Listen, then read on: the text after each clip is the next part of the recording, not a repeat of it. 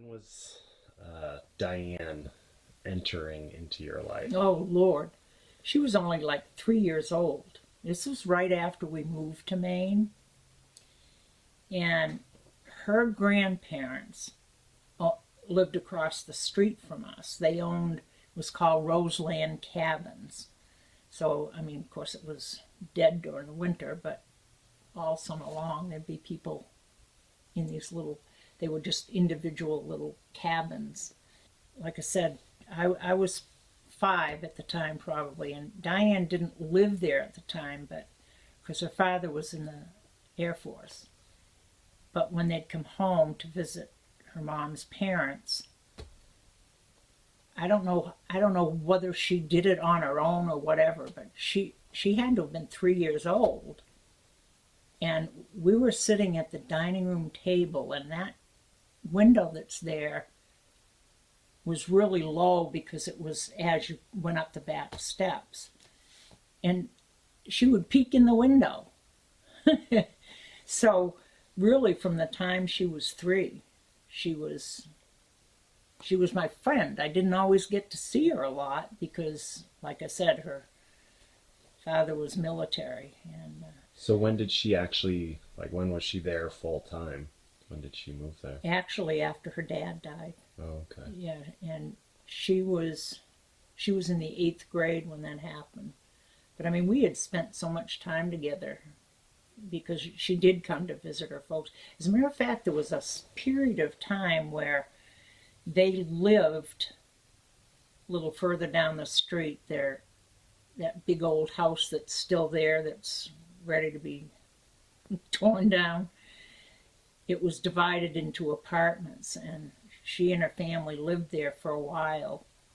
I don't know where he was stationed or whether he was deployed somewhere or whatever, but so I spent a lot of time with her then, but from 8th grade on, she and I were really close. So, and of course there's always George. And George and I mean, we started school together and we graduated together. And So you've known him since kindergarten? Yep. Type?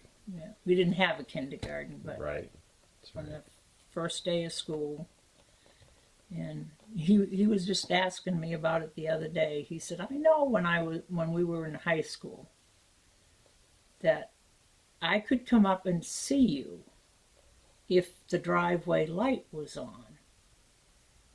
And I don't know whether that was your mother or your father. I said, no, it was my father. George was dating other girls. I mean, I can't even picture dating George. I mean, he's just more like a brother to me. And he used to love to come up after his dates because he knew there would be Dunning chocolate cake there. So, and my Smart dad, man. my mom and dad both really liked George. He was a nice young man, but he'd drive up, and usually it was about 11:15 or 11:30 that the light went off, driveway light went off, and he said he was always disappointed when it was off. But I knew that was a long time ago because that's when dates were over, like 10 o'clock or, whatever. But George has always been there. I mean, he's kind of a rough old bird, but he would do anything for me. I know he would. And the fact that he and Diane ended up together was really kind of funny. So. Now, didn't you have stories of when you and George were getting into trouble? You think your mother got into trouble? Wasn't Yeah, there something about kerosene instead of gas? There was a very wealthy Philadelphia lawyer that had a summer cottage, which was this huge stone mansion, had its own theater, everything. And he also had a working farm that, of course, he hired people to do it, but Is this the stone cottage that you can go tour back there? in Freeport? Oh, I don't know if you probably can now. I don't Okay. know. It's down Well, it's on not a Wolf's Neck. cottage, but yes. Yeah. Okay. But this one night, George and I decided we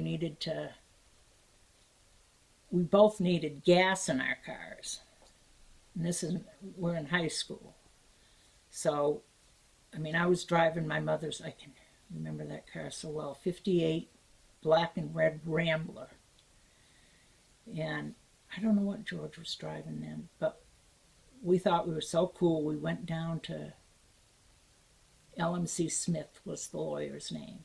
We went down to his farming area because we knew there were pumps there. So we stole some gas, put it in our cars, and took off. And I don't know how far I had driven, but it started knocking and pinging and smoking, and God, it was awful. Then we realized that it was kerosene, and I mean, I don't know how I don't think my folks ever knew that, but we had to have, gone somewhere and gotten more gas because I never would have taken it home like that. But yeah, we did a few silly things. I can remember skating on a pond not far from where Diane lives now, having my first drink ever, and it was gin, and it was horrible. How old were you? Well, 17 probably. It was awful. I don't think I ever drank after that while I was in high school. Probably it was a good thing it was gin because it was so horrible. But I still like frozen strawberry margaritas, so I thank you for taking me out to get that the other night. No problem. Oh. Yeah, and it's funny. I don't have a huge circle of friends, but the friends I have, for the majority, are old friends that I've had all my life, and to me that's just amazing. And that's what makes me feel good about you, because some of your closest friends still, even though you don't see them all the time, they're still some of your closest friends. And it's like Sandra Poulin. I mean, we grew up together. We started school together. She didn't graduate with us because she ended up, I can't believe she talked her folks into this, but Donnie Poulin proposed to her our senior year, and he was in the Air Force, so off she went. She's so good about calling me and keeping in touch, and she says the same thing. It's so nice to have old friends.